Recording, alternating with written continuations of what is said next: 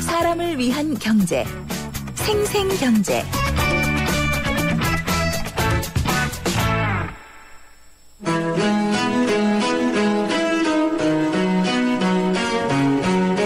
생생경제 금요대담. 오늘은 미래를 예언할 순 없지만 예측할 순 있다. 미래학자 최윤식 원장을 모시고 대한민국이 제2의 IMF를 거쳐 잃어버린 10년으로 갈 것이라 예측하는 이유와 글로벌 경제 어디로 갈 것인지 대담한 미래 전망을 들어봅니다.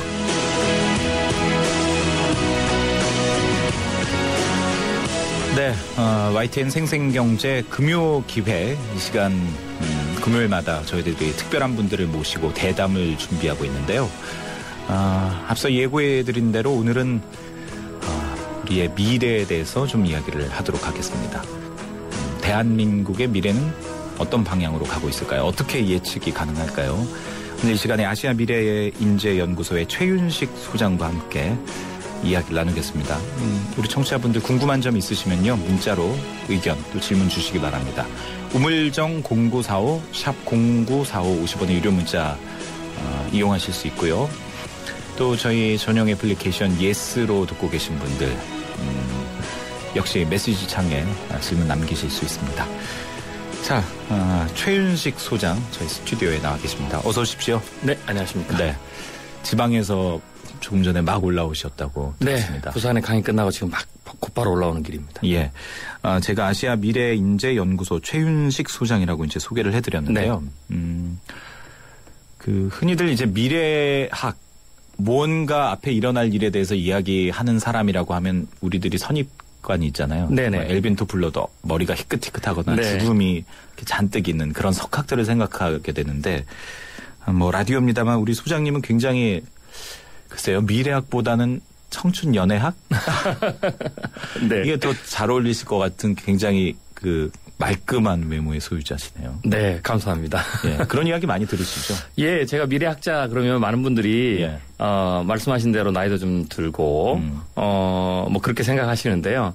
뭐 사실은 저는 이제 40대 젊은 소장학자고요. 네네. 그리고 또 다른 이제 오해를 많이 받는 게 이제 예언자처럼 많이 보죠. 그런데 저는 뭐 예언자도 아니고 또 뭐 이렇게 나이가 뭐 오래된 그런 학자군에 속하지도 아직은 않고 있습니다. 미래학 그 자체가 또 생소할 수도 있을 것 같습니다. 어떤 분들에게는요. 네, 미래학 굉장히 생소하죠. 아까 말씀드린 대로 제가 가장 많이 받는 오해가 예언자인데 미래학은 예언과는 좀 다릅니다. 우리가 보통 사람들이 이제 미래를 어떻게 예측할 수 있을까라고 말씀하시는데요. 그건 조금 더 정확히 말하면 미래는 예언할 수 없는 겁니다. 네네. 정확히 무슨 일이 언제 어느 때 일어날지는 아무도 예언할 수가 없죠. 그건 이제 신의 영역이고요. 대신 인간은 미래가 우리에게는 굉장히 중요하죠. 왜냐하면 내가 미래가 어떻게 될 것이냐는 생각의 하에서 계획도 세우고 전략도 세우고 행동을 하죠. 네. 그래서 그것이 개인들이 가지고 있는 미래상이라고 그러는데요. 그 미래상을 좀 더 균형 있게 좀 더 유용하게 만들기 위해서 1950년대부터 현대 미래학이 생겼다라고 보시면 됩니다. 그렇군요. 어디에서 처음 이 학문이 생겼습니까? 미국입니까? 유럽과 미국이 지금 현대는 미래학을 주도하고 있다라고 보시면 됩니다. 네. 우리 소장님은 이제 미국에서 미래학을 처음 공부를 하셨는데 네네. 어떻게 관심을 갖게 되셨나요? 사실 저는 뭐 미래에 대한 관심이 있긴 있었는데 제가 미국으로 가기 전까지도 미래학이라는 학문이 있는지도 몰랐죠. 왜냐하면 이건 신생 학문이기 때문에 우리나라에게는 사실 우리나라도 미래학은 1960년도에 사실은 소개돼서 들어왔습니다. 한국 미래학회도 존재하는데 우리나라가 지금까지 패스트 팔로우 전략, 벤치마킹 전략 혹은 계획경제 전략이기 때문에 굳이 미래를 선진국처럼 예측해야 될 필요성이 현저히 줄었죠. 그래서 우리나라에서는 미래학이 일찍 들어왔음에도 불구하고 전혀 어떻게 알려지지 못했던 거죠. 그럼 뭐 저도 그랬었고요. 그런데 미국에 가서 제가 이제 미래학이 있다는 걸 알고 전공을 하게 됐다라고 보시면 됩니다. 예. 자, 오늘 이 시간에는 아시아 미래인재연구소의 최윤식 소장과 함께 우리나라의 미래학에 대해서 이야기를 나누고 있는데요. 사실 한 사람의 그 미래 일도 예측하기 어렵잖아요. 네네. 근데 우리 소장님은 어떤 나라 작게는 넓게는 한 어떤 지역 앞으로 또 더 폭넓게도 이제 미래학자들이 이제 예측을 하는데 어떻게 어떤 방법으로 연구를 하는 건가요? 네. 미래학은 좀 40여 가지 넘는 예측 그 방법론들이 있습니다. 예. 물론 이제 기존에 있던 방법론을 가져오기도 하고 또 그걸 개발시키기도 하는데요. 뭐 예를 들면 사회과학적 방법론이라든지 예. 문화인류학적 방법론, 또 철학적 방법론, 뭐 수학적 방법론, 또 기타 과학적 방법론, 요새 이제 컴퓨터 시뮬레이션 방법론들이 굉장히 많이 도입이 됩니다. 예. 그런 방법론들을 가지고 미래는 갑자기 오지 않습니다. 예. 미래는 미래 징후를 주고 오죠. 이걸 이제 퓨처 시그널이라고 그러는데 네. 그 징후 혹은 미래는 그냥 만들어지는 것이 아니라 미래를 만드는 힘이 있습니다. 예. 그 힘이 계속 지속된다면 이런 조건값을 놓고 그러면 어떤 미래가 펼쳐질 가능성, 즉 possibility와 probability. 네. 그런 측면에서 우리가 연구를 하죠. 혹은 이 힘이 새로운 어떤 기술적 변수라든지 예. 혹은 사회적인 어떤 커다란 이슈, 뭐 정세의 변화 이런 게 있으면 또 다른 alternative future, 미래의 가능성은 무언지. 네네. 혹은 이게 가다가 갑자기 힘이 단절되면 그 단절되는 것으로 인해서 새로운 힘이 발생하면 어떤 미래가 펼쳐질지에 대해서 뭐 이런 식으로 좀 예. 논리적이고 체계적인 미래에 대한 생각들 네네. 혹은 연구들을 한다라고 보시면 예. 됩니다. 저희들이 이제 구체적으로 대한민국의 미래, 특히 이제 네. 대한민국의 경제에 대해서 좀 얘기를 해보고 싶은데요. 우리 소장님께서 쓰신 최근의 책에 보면 한국은 제2의 IMF를 또 맞이할 수 있다. 네. 이런 얘기를 하셨어요. 어떤 근거에서 그런 얘기를 하신 건가요? 네. 제가 이제 이번에 2030년 대담한 미래라는 책을 썼는데요. 예. 이 책은 말 그대로 대담한 미래에 대해서 한번 생각을 해본 겁니다. 예. 그 말은 현재로서는 아직 당분간 뭐 최소한 2, 3년 내에서는 일어날 가능성은 현저히 낮지만 일어나면 국가 경제라든지 한국 사회 혹은 특정 기업에 큰 영향을 미칠 만한 미래의 또 다른 가능성이 무엇인가를 중점을 둔 책이다라고 네. 보시면 되고요. 물론 그렇다고 해서 뜻밖의 미래, 즉 일어날 가능성이 낮다고 제가 표현했지만 특별히 이 책에서 그 다룬 내용들은 네. 뭐 그렇게 현저히 낮은 것은 아니고요. 예. 제 개인적인 소견은 일어날 확률은 현재로서 봐도 한 51%, 아하. 즉 그쪽으로 추가 기울고 있다라고 본 거죠. 그런 측면에서 우리나라는 한 2, 3년 정도 예. 앞으로는 뭐 대외적 환경, 뭐 미국이라든지 유럽발 위기가 뭐 좀 더 흔들린다 혹은 동남아에 외환 위기가 발생한다 해도 우리나라의 현재 펀더멘탈 구조로는 예. 충분히 버틸 수가 있습니다. 네네. 그런데 3년 이후가 되면 예. 좀 상황이 다른 국면으로 전환될 가능성이 있다라고 볼 수가 있죠. 그래서 그런 측면에서 우리나라의 제2의 외환위기를 제가 한번 시나리오로 예. 구성을 한번 해봤다라고 볼 수가 있습니다. 예, 어떤 시나리오들이 나오던가요? 예를 들면 우리나라는 현재로서는 괜찮은데 예. 3년 정도 이후가 되면 이제 미국이 금리 양적 완화 정책의 축소 및 중지 예. 그리고 거기서 끝나지 않습니다. 그 다음 단계는 금리를 인상하는 네. 그리고 세 번째 단계 은근한 보호무역주의를 하면서 미국이 앞으로 최소 5년에서 7, 8년은 미국이 회복으로 가는 측면에서의 경제 전략을 쓸 겁니다. 네네. 그 가운데서 두 번째 금리 인상의 부분이라든지 예. 혹은 양적 완화 정책이 중지돼서 일정 부분에 풀렸던 돈을 회수하는 측면에서 네. 미국에 반대되는 국가들, 다른 나라 국가들은 금리가 인상될 가능성이 굉장히 있습니다. 예. 우리나라는 그때부터 조금 문제가 생길 가능성이 있는데요. 예. 그 금리가 인상되면 곧바로 우리나라가 불이 붙을 것이 지금 현재 1,150조의 가계부채입니다. 예. 우리나라 지금 가계부채는 굉장히 심각한 수준인데요. 네네. 개인 사업자를 빼면 한 1,000조, 개인 사업자를 합치면 1,150조가 되는데 예. 이 추세라면 현재 분기마다 12에서 16조 정도 늘고 있는데요. 예. 1년이면 50에서 60조가 느는 추세입니다. 그러면 이번 정부의 말에 가면 네. 한 3, 4년 후가 되죠. 1,300조를 넘습니다. 예. 이거는 GDP 대비 110에서 120%를 넘는 수준인데 네. 이는 미국이 2008년 서브프라임 모기 사태가 터졌을 때 가계부채가 GDP 대비 약 한 98% 정도 되는데 그것을 훨씬 상회하는 예. 그 수준입니다. 거기에 불이 붙기 시작하면 그것이 다시 부동산으로 그게 금융권에 2금융권, 3금융권 붙으면서 그게 또 다시 내수시장에 붙으면서 예. 뜻밖의 사태가 발생할 가능성이 큽니다. 그래서 이 부분을 제가 다시 좀 구체적으로 3개의 시나리오로 나눴는데요. 네네. 이 부분을 가장 잘 처리를 잘하면 저성장.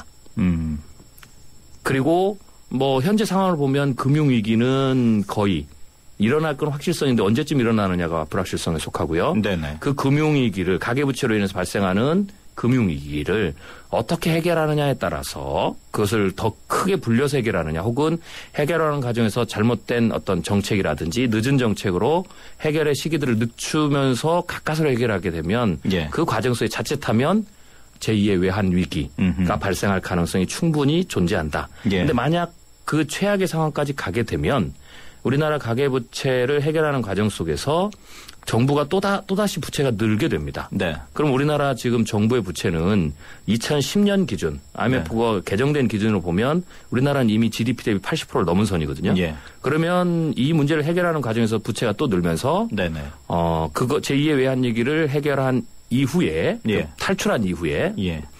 또다시 한 5년 내지 10년 이내에 네네. 세 번째 외환위기, 즉 정부 부채, 그리스처럼 정부 부채 증가해서 또 한 번의 외환위기, 3차 외환위기를 맞을 가능성도 있다라고 예, 볼 수 있습니다. 알겠습니다.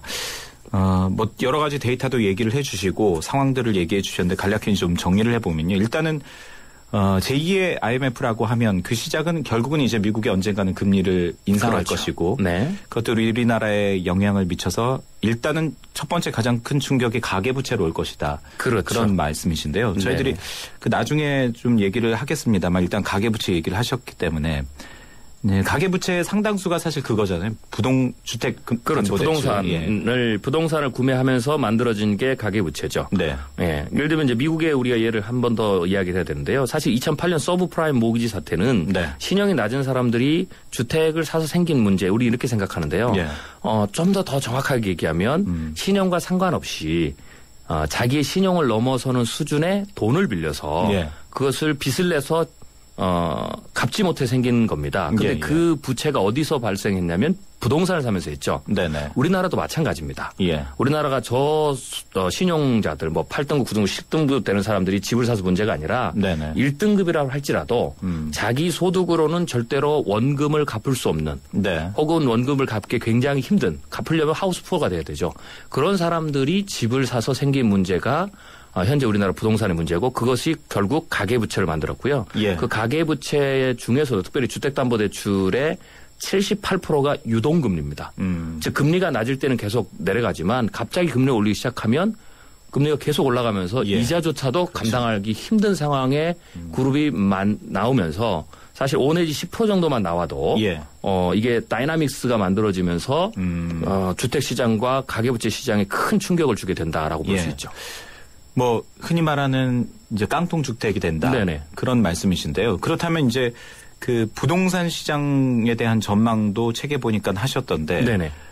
이것과 연관해서요. 이제 가계 부채의 상당수가 부동산과 관련된 대출에 집중돼 있고 그렇다면 이 부동산 시장이 그런 충격이 다가왔을 때 급격히 무너질 것이다. 이런 예측도 가능한데 네네. 그럼 앞으로 어떻게 이 부분은 그 뭐랄까요? 대책을 네네. 세워야 된다고 보십니까? 저는 일단 이 예측 지금 이번에 2030년 대담한 미래라는 책은 5년 전에 제가 예측한 것을 5년 동안 다시 모니터링하고 확장시켜서 쓴 책이에요. 특히 부동산 같은 경우는 제가 5년 전에 네. 강의로부터 시작해서 예측을 했습니다. 그래서 현재 그대로 지금 가고 있고요. 네. 저는 일본하고 뭐 여러 부분의 차이가 있긴 하지만 대세적으로는 일본처럼 갈 것이다. 일본이 1991년 정점을 찍고 13년 연속 하락을 했거든요. 예. 우리나라도 거의 비슷한 요소들이 상당히 많습니다. 그래서 네. 우리나라는 역시 일본처럼 갈 거고 선방하는 데는 2007년 8년 고점에서 대략 40%. 네. 그리고 누가 봐도 이거 아닌데 대세로 올랐던 것이나 혹은 대형 평수들은 60%, 70%까지도 내려갈 수 있다라고 봤고요. 네네. 지금 그 상황이 이미 진행되고 있는 상황인데 이런 상황에서 정부가 일단 가장 먼저 해야 될 것은 네. 가계부채를 일단은 스톱시키는 게 중요합니다. 네. 정부의 입장에서는. 왜냐하면 가계부채를 계속 더 늘리는 이유는 간단하죠. 부동산 경기를 살려야 되니까. 예. 그러나 그렇게 되기 시작하면 나중에 충격이 더 커져서 예.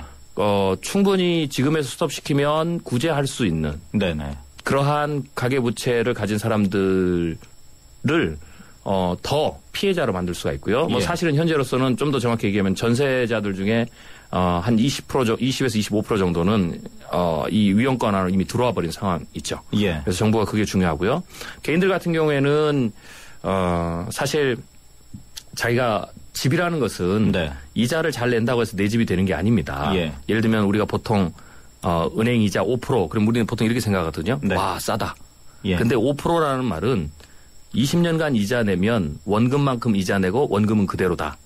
라는 게 5%입니다. 예. 즉 집이라는 것은 빚을 내서 사서 내가 등기에다 내 이름 쓴다고 내 집이 아니라 원금을 갚아야 내 집입니다. 그렇죠. 그런데 원금을 못 갚으면 결국은 다시 내 집이 아닌 상황이 되죠. 예. 그러니까 우리 집을 사시는 분들은 원금을 내 월급에서 갚을 수 있는지를 따져서 있다면 사야 되지만 아닌 경우에는 네네. 사지 않는 것이 지금이라도 좋다라고 볼 수 있습니다. 그러니까 정부에서 해야 될 일과 개인 가게에서 해야 될 일을 나눠서 얘기를 해 주셨는데 일단 정부에서는 가계부채를 일단은 스톱시킬 수 있도록 해야 된다라는 말씀이신데요. 하지만 뭐 지금 뭐 정부에서 최근에 취득세 감면 인하 조치라든가 영구적으로 이런 것들을 보면 정부는 그 부동산 시장을 어떻게든 좀 그 살리려고 하는 그건 다시 말해서 그 많은 가게들이 빚을 지고라도 주택 거래를 해야지만 이제 부동산 경기가 살아나는 거잖아요. 네네. 그래서 정부가 하려고 하는 것과 우리 소장님께서 대안으로 제시해 주는 것과 이게 같이 가지 않는 부분들이 상당히 있는 것 같은데. 네네. 저는 두 가지로 보는데요. 일단은 정부가 막아야 될 것은 취득세라든지 이런 것은 규제를 푸는 건 좋은 겁니다. 왜냐하면 두 가지로 나눠서 봐야 되는데 제가 이제 위험성 있는 것은 지금 집을 사고 있지 않는 사람들 중에서 집을 원금을 갚을 형편이 안 되는 사람들한테는 주택을 사지 못하도록 해야 된다라는 거고요. 그리고 또 하나는 지금 집을 가지고 있는 사람의 문제는 뭐냐면 거래가 안 되는 겁니다. 즉 내가 이게 도저히 내가 이걸 못 갚겠다. 그래 난 손실 처리를 해서 팔아야 되겠다 하는 사람들은 거래가 돼야 되는데 그 거래를 활성화시키는 정책은 아주 중요한 겁니다. 예를 들면 주식 시장에서도 보면 주식이 상승되면서 올라가는 대세에도 서로 사고 팔고 올라가지만 주식이 내려가는 장에서도 서로 사고 팔고 내려가게 해줘야 됩니다. 안 그러면 더 큰 문제가 생기죠. 지금 한국의 부동산 문제는 바로 그겁니다. 거래가 안 돼서 내가 손실을 보고 팔려고 해도 거래가 안 돼서 더 큰 문제가 생기는 거죠. 그렇기 때문에 여러 가지 조건 정책의 완화는 이런 그 주택을 서로 거래하게 하는 데는 도움이 된다. 그래서 두 가지는 따로 분리해서 봐야 됩니다. 예, 알겠습니다. 자, 이 시간에 아시아 미래인재연구소 최윤식 소장과 함께 우리 대한민국의 미래에 대해서 이야기를 나누고 있는데요. 저희들이 이 3부 이 시간에는 주로 제2의 IMF가 올 수 있다. 그 근거는 미국의 금리 인상으로 인한 어떤 가계부채에 대한 부담, 또 그것이 이어져서 정부 부채까지 이어질 것이다. 이런 얘기를 해봤는데요. 저희들이 잠시 뒤에 4부에서는 이제 좀 더 구체적으로 기업에 대해서 또 그리고 또 세계 경제까지 한번 좀 전망을 해보도록 하겠습니다. 3부 순서는 여기서 마무리하고요. 잠시 뒤에 4부 이어나가도록 하겠습니다. 초등학교 선생님이 학생들에게 물었습니다. 얼음이 녹으면 뭐가 될까요? 모두들 하나같이 물이 됩니다. 라고 대답했습니다. 당연한 정답이죠. 하지만 유독 한 어린이만이 얼음이 녹으면 봄이 됩니다. 라고 다른 대답을 했습니다. 창의적인 교육이란 이런 것이 아닐까요? 정답 찾기 교육에 길들여진 우리 교육의 자화상. 더 늦기 전에 자유로운 사고를 통해 스스로 생각의 힘을 키우는 창의지성 교육이 필요합니다. 이 캠페인은 경기도 교육청이 함께합니다. 행복한 경기 교육. 안녕하세요. 중앙이병원 홍보대사 탤런트 송옥숙입니다. 여러분들에게 가족은 어떤 의미인가요? 저에게 가족은 제 삶의 목적이자 인생의 기쁨입니다. 많은 사람들이 결혼과 출산으로 가족을 이루지만 저는 입양이라는 더 큰 사랑으로 가족을 이뤘습니다. 여러분은 입양에 대해 어떻게 생각하세요? 입양은 칭찬받아야 할 봉사나 희생이 아니라 축하받아야 할 소중한 가족의 탄생입니다. 입양은 가족의 또 다른 이름이자 축복입니다. 이 캠페인은 재단법인 중앙입양원과 함께합니다. 살아있는 뉴스 깨어있는 방송 한국의 뉴스 채널 YTN 뉴스 FM.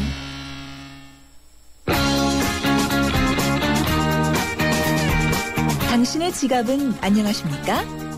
경제를 보는 눈, 생생경제.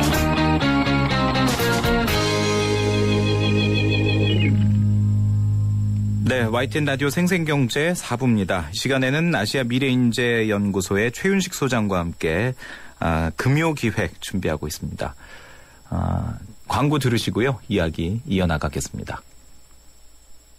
안녕하십니까. IBK 홍보대사 송혜입니다. IBK 기업은행은 대한민국 국민 모두가 거래할 수 있는 은행입니다. 국민 여러분, 기업은행에 예금하면 기업은 살립니다. 그리고 기업이 살아야 일자리가 늘어납니다. 참 좋은 은행, IBK 기업은행. SK이노베이션이 이산화탄소에게 물었다. 왜 너만 보면 지구온난화 얘기일까? 쓸모있게 바꿀 수 없을까? 이산화탄소로 만든 친환경 플라스틱 그린폴 개발 중. 물음이 있는 곳에 이노베이션이 있다. SK이노베이션. 갑작스런 질문 하나 드릴게요. 글로벌이란 뭘까요?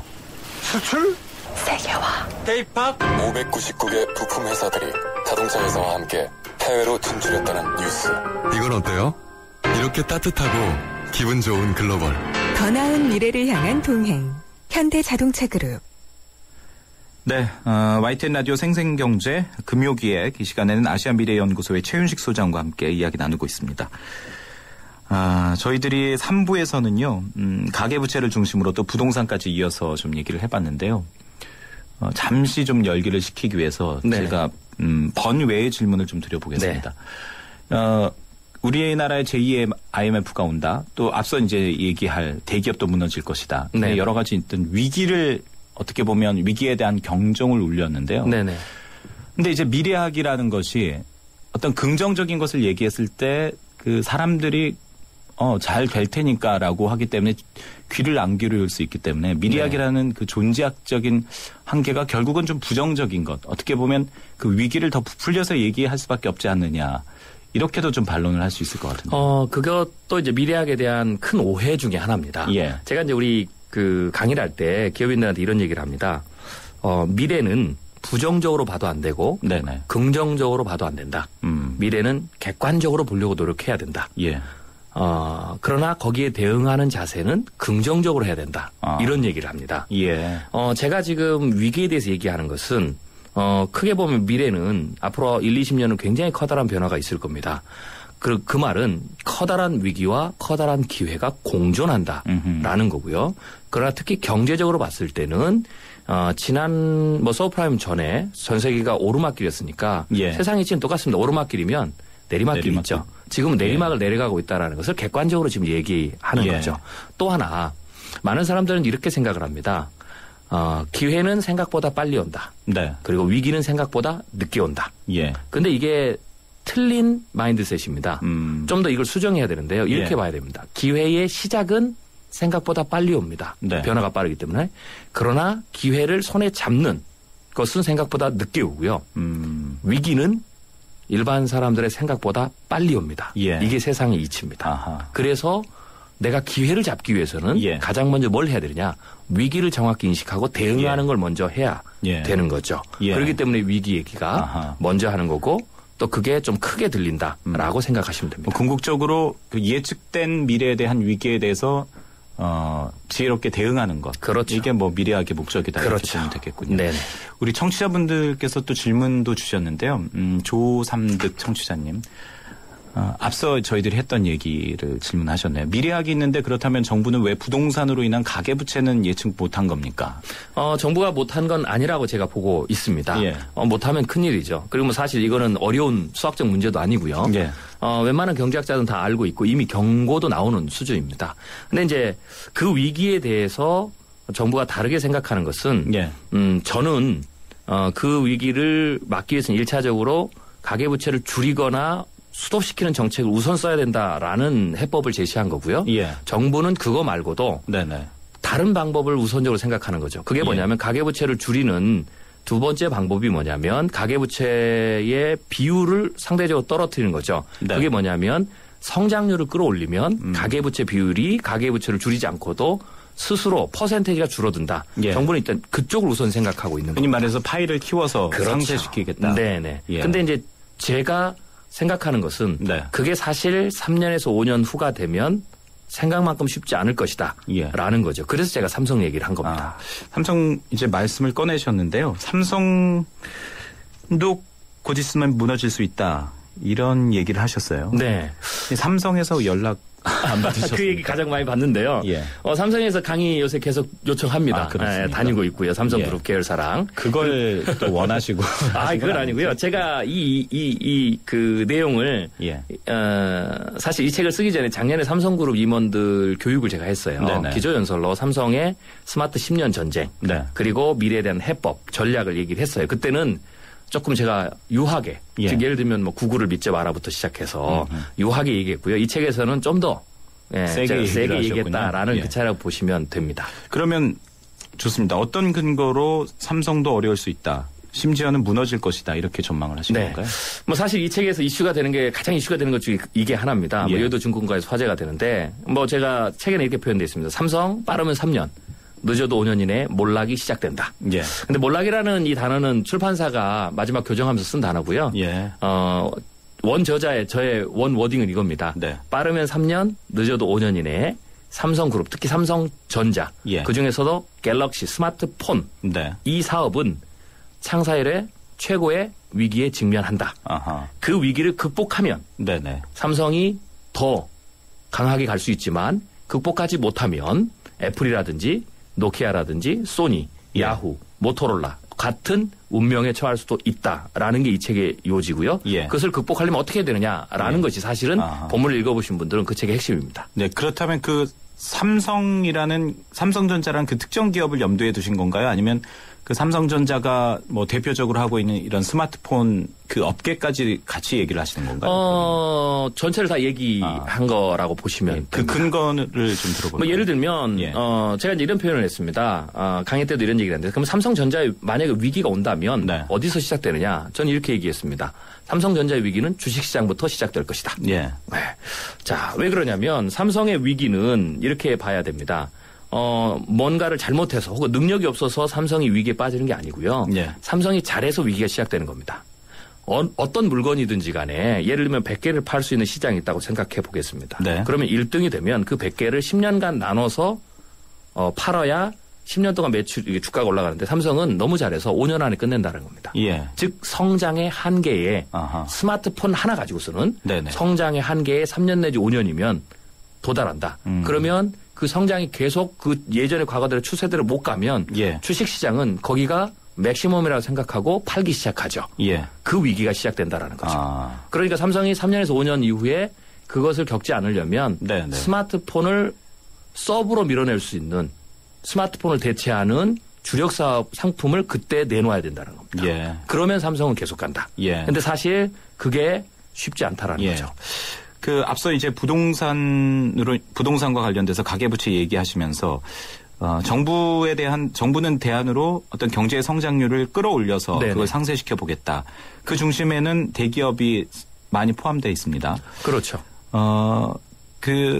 그런 일환으로 정부가 요즘 이야기하는 것이 또 창조 경제인데요. 이건 어떻게 보십니까? 그러면 그림을 그렸다고 생각하십니까? 방향은 잘 잡았다라고 생각을 합니다. 왜냐하면 제가 분석한 제조업은 3단계가 있습니다. 가장 1단계가 뭐냐면 저급 기술, 그다음에 값싼 노동력으로 조리품을 생산하는 거죠. 지금 현재 중국이고요. 우리나라도 대략 70년대, 80년대. 우리나라는 그걸 넘어서서 2단계 보편 기술과 숙련된 노동력으로 중간재를 생산합니다. 근데 우리나라가 이게 곧 2, 3년 안에 경쟁력이 끝납니다. 왜냐하면 2, 3년 후에 중국이 이 수준으로 올라와서 극심한 이제 경쟁이 시작이 되죠. 그럼 우리나라 여기서 살려면 제조업의 마지막 단계 고도화된 기술, 그다음에 창조적 아이디어, 그걸 가지고 부품과 소재 산업으로 가야 되죠. 미국과 일본과 독일입니다. 그런 측면에서 우리나라는 창조 경제라는 방향성 굉장히 좋습니다. 예를 들면 특허에 준하는 창의적 아이디어를 가지고 기존의 수많은 넛크랙 성장의 한계에 걸린 업종들에게 그걸 플러스시킴으로써 부가가치를 만들어내는 그런 사업이 창조 경제거든요. 방향은 잘 잡았습니다. 그런데 문제는 뭐냐? 우리나라가 중국이 추격해오고 중국이 추격해온다면 현재 우리나라가 보유하고 있는 그 글로벌 경쟁력 각 기업들이 그것을 일부를 내줘야 된다라는 겁니다. 뭐 예를 한번 들어보겠습니다. 그게 뭐냐면 인터넷과 컴퓨터가 나오면 특별히 인터넷이 나오면서 정보가 모든 사람에게 다 이렇게 소유하게 되는 시대가 열렸죠.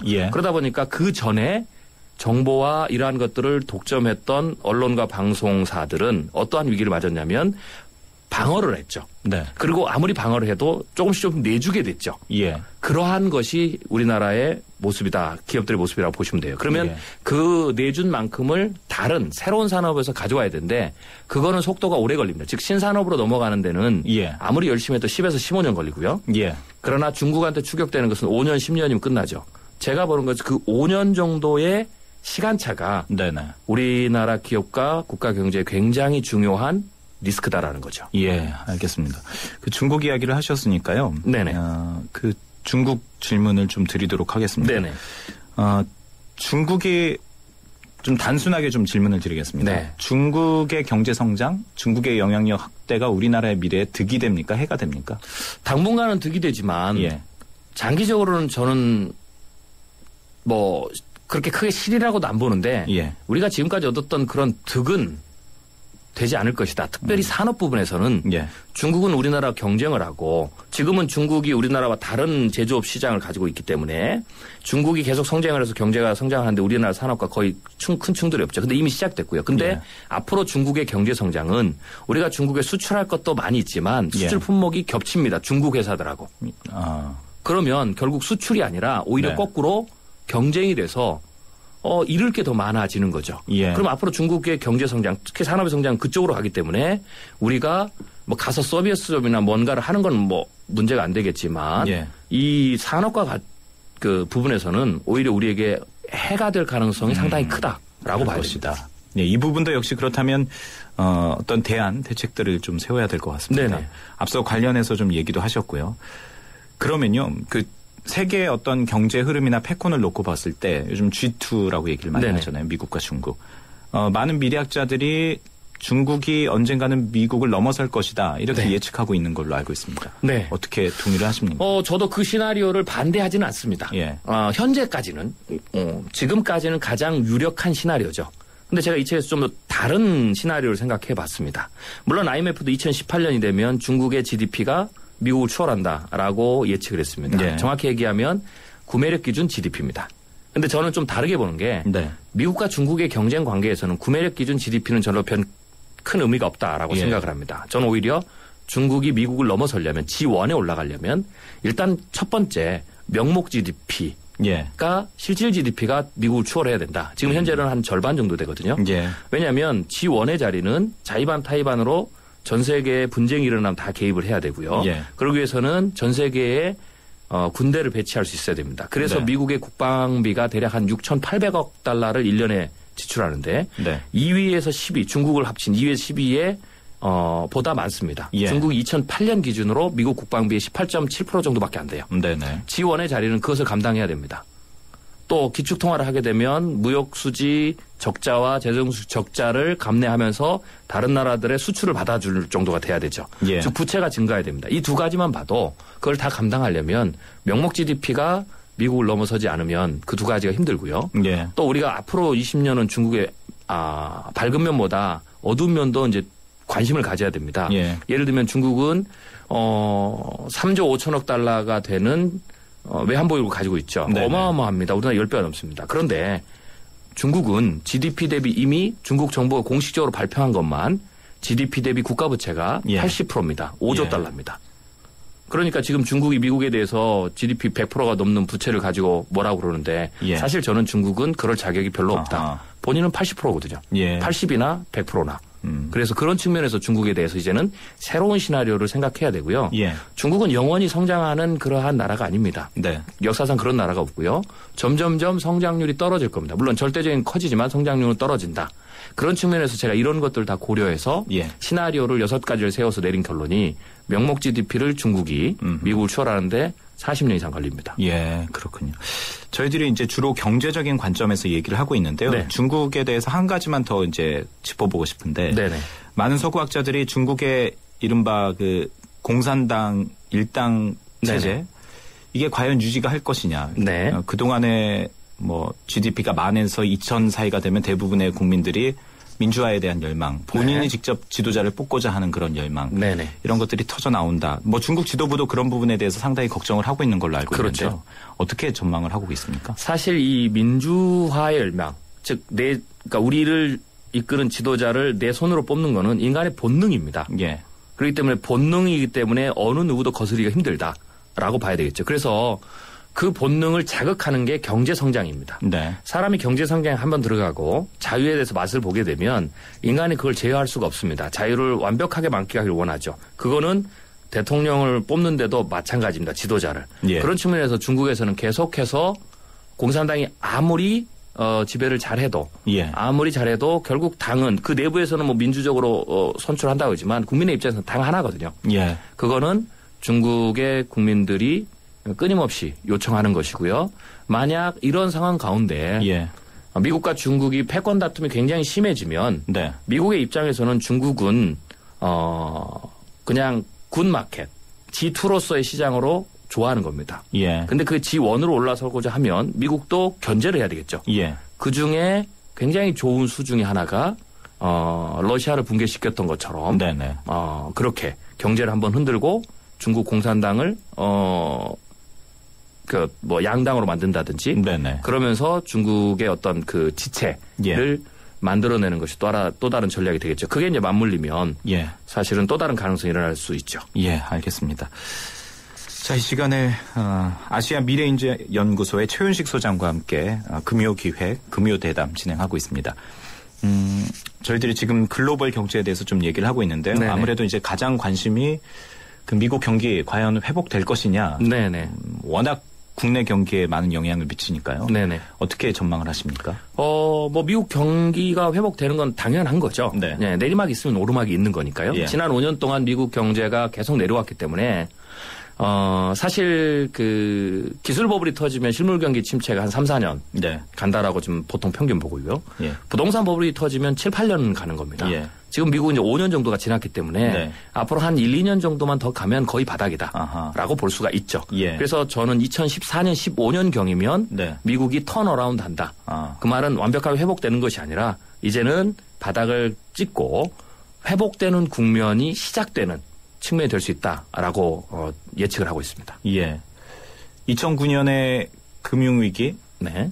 그것의 여파가 지금까지 계속되고 있는데 그게 끝나는 시점이 2015년 정도는 될 것이다. 그렇죠. 바닥을 그러니까 내려가는 것이 거의 끝나는. 그럼 그 이후는 어떻습니까? 그 이후는 이제 저성장입니까? 아니면 앞서서 몇 가지로 지적해 주시는데. 그렇죠. 급격하게 올라가기는 힘들 것 같고요. 예. 그것도 이제 올라가서 예전대로 회복되는데도 상당 기간 빨라야 5년. 예. 늦으면 한 7년, 8년 걸린다라고 봐야 되겠죠. 근데 지난 시기와는 완전히 다른 그러니까 회복의 국면에서의 그런 측면으로 간다라고 봐야 되겠죠. 예, 알겠습니다. 자, 이제 일본 이른바 아베노믹스 얘기도 좀 해보도록 하겠습니다. 일단 아직 1년이 채 안 됐는데요. 네네. 그 국내에서의 평가는 좋은 걸로 알고 있습니다. 네네. 수출도 많이 늘었고 네. 내수도 회복되고 있다라고 네네. 많은 보도가 있는데 이 부분에 대해서는 어떻게 평가를 하십니까? 저는 이제 아베노믹스에 대해서 이렇게 평가를 하는데요. 아베 정부가 던진 마지막 카드, 아니 어쩌면 일본 정부가 던질 수 있는 마지막 카드라고 볼 수 있습니다. 예. 오랫동안 20년 넘는 저성장, 그리고 그 가운데서 GDP 대비 230%가 넘는 부채, 네. 그리고 계속 증가하는 부채율, 이런 부분들. 그 부분을 해결하기 위해서 여러 가지 전략을 썼는데 거의 먹히지 않았고요. 예. 마지막으로 돈을 많이 풀어서 마지막 처방을 하는 건데요. 그런 측면에서는 일단 돈을 풀면 시장은 어떤 단기적으로 좋은 측면이 있으니까 예. 성공을 보는 것 같습니다.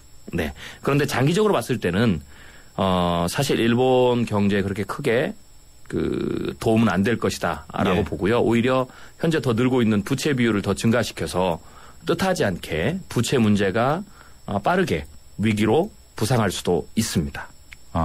부정적으로 보시는군요. 그렇죠. 우리나라도 사실 그 아베노믹스와 같은 유혹은 많이 느낄 것 같습니다. 네네. 소장님께서 지적해 주셨던 것처럼 어떤 기업의 경제 성장률을 통해서 가계부채로 인한 어떤 저성장 이걸 만회보려고 하는 그런 정책들을 가지고 있다라고 지적을 해 주셨기 때문에 네네. 그렇다면 그 유럽 쪽은 어떤가요? 유럽도 사실은 2010년 유럽발 위기가 터지면서 예. 근본적인 해법은 거기도 부채 문제이기 때문에요. 예. 그 부채의 원금을 좀 줄이는 측면으로 갔으면 좀 나았을 건데 예. 사실 일부 위험한 국가는 헤어컷을 하기도 했지만 예. 사실 유럽 부채의 원금은 그렇게 크게 줄지 않았습니다. 예. 그래서 지금 봉합 상태고요. 네네. 그러면 두 개죠. 다시 한번 터질 수도 있고 혹은 덮고 넘어가더라도 예. 원금을 줄이지 못했기 때문에 다시 원금이 늘면 네. 좀 더 빠른 시기에 그 부채 문제가 다시 재발할 수 있다라고 예. 보는 것이 상식적인 예. 생각입니다. 제가 일본에 연이어서 유럽을 여쭤본 이유는 물론 디테일하게 나라로 들어가면 좀 다르겠습니다만 네네. 똑같은 부채 문제, 재정 문제를 좀 일본이 접근하는 방식과 유럽의 그리스라든가 네네. 이탈리아가 접근하는 방식은 조금씩 다르잖아요. 네네. 그리스나 이탈리아는 일단은 재정 감축을 통해서 네. 하지만 일본은 돈을 많이 찍어내서 경기를 부양시키겠다. 네네. 그렇다면 이런 상황에서 우리나라가 장기적으로 어떻게 해야 될지 이런 굉장히 어렵고 폭넓은 질문이 되겠습니다만 좀 간략하게 좀 몇 가지를 짚어주시겠습니까? 네. 일단 재정 감축을 선택하는 것은요. 네네. 이렇게 봐야 됩니다. 제조업의 성장의 가능성이 거의 없거나 적을 때는 방법이 재정 감축을 하는 겁니다. 네. 즉 제조업의 성장이 있다라는 것은 부채 비율을 특별히 줄이지 않더라도 GDP를 늘려서 부채 비율을 상대적으로 내리는 효과를 내는 거고요. 예. 또 하나의 방법은 그게 안 되는 경우에는 결국은 부채를 내려야 되죠. 예. 그래서 그리스나 이탈리아 이런 데는 제조 국가가 아니기 때문에 그 방법을 선택해야 해법이 나오는 거고요. 예. 일본은 뭐 제조업에 자신이 있는지는 잘 모르겠지만 네. 일단은 그 방법을 선택하지 않고 돈을 푸는 그러니까 부채를 오히려 더 증가시키는 쪽으로 갔죠. 만약 그렇게 네. 되면 그걸 한 이후에 결국 어떻게 되냐면 제조업이 다시 스스로 살아날 수 있는 미국이 지금 시도하는 것처럼 네. 그게 일본이 되면 일본은 괜찮은데 예. 현재 일본의 제조업의 능력은 성장의 한계에 도달했고 계속해서 공동화되고 있는 그런 상황이죠. 예. 그래서 제가 그냥 또 하나의 어떤 그 가능성을 생각해 본 것은 아마 충분히 그럴 수도 있을 것 같은데요. 일본이 두 가지를 나중에 한 2020년경에 카드를 만지작거릴 수 있다라고 생각했는데 하나는 예. 부채를 없애는 또 하나 방법이 있습니다. 그거는요. 파산을 선고하는 겁니다.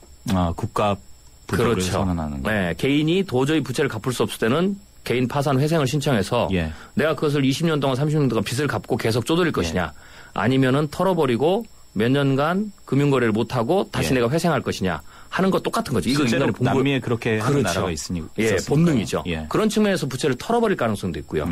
또 하나는 이거죠. 그러지 않으려면 또 다른 방법이 있습니다. 국가가 부강하게 되는 방법이 또 하나가 있는데 제조업이 안 되는 경우에는 뭐냐면 또 하나가 자원 강국이 되는 겁니다. 네. 특히 에너지 강국. 예. 그래서 저는 일본이 그쪽도 굉장히 그 신경을 쓰고 있다. 즉 지금 육지에 있는 에너지들 석유라든지 뭐 가스라든지 이런 것들은 많이 고갈이 됐는데 지금 다음의 에너지가 어디에 있냐면 극지방과 바다에 있습니다. 네. 특히 동아시아에 엄청난 매장량이 있는데 거기가 전부 다 분쟁 지역이죠. 예. 그래서 일본이 아마 그것을 생각하고 있을 가능성이 크다. 그럼 그걸 잡으면 제조업이 일어나지 않더라도 올라갈 수 있죠. 알겠습니다. 자, 오늘 아시아 미래인재연구소 최윤식 소장과 함께 이야기 나눠봤는데요. 미래를 다 이야기하는 시간이 좀 짧았던 것 같습니다. 나중에 또 기회가 있으면 모시도록 하겠습니다. 고맙습니다. 네, 감사합니다. 생명보험 우수인증 설계사 만나보셨어요? 고객 불만 건수 제로의 자부심, 고객을 위한 한결같은 성실함, 고객의 미래를 설계하는 전문성, 바로 생명보험 우수인증 설계사입니다. 믿고 신뢰할 수 있는 생명보험 우수인증 설계사가 고객님과 함께합니다. 생명보험협회. 침대는 과학이다. 침대과학 50년이 이룬 세계 최고 기술력. 배우던 나라에서 가르치는 나라로 우리 침대에서 자기 할 것이다. 전 세계인을. 에이스 침대. 저 김광규 여행도 혼자 하고 쇼핑도 혼자 하고 보험가입도 인터넷에서 혼자 하죠. 아주 쉽고 편하게. 새벽 3시까지 4단계로 간편하게. 삼성생명 인터넷보험 라운지. 인터넷 보험도 삼성생명이 만들면 다르네. 삼성생명 인터넷보험 라운지. 지금 클릭. 가스비 잡는 박근영 백일섭입니다. 내가 회장 전문 배우라고 펑펑 쓸 것 같지? 나도 보통 사람이랑 똑같아. 가스비 많이 나오면 무지 열받거든. 열받지 말고 귀뚜라미로 잡아요. 1번 태워잡고 거꾸로 태워잡고. 보일러는 귀뚜라미. 가스비 잡느라고 욕받대. 네, 우리 청취자분들 문자로 질문 많이 주셨는데요. 경제 위기 속에 국민 개개인은 어떻게 해야 합니까? 글쎄요. 저희 YTN 생생경제와 함께 그 답을 앞으로도 찾아가 보시기 바랍니다. 오늘 순서 여기서 마무리합니다. 다음 주에 뵙겠습니다.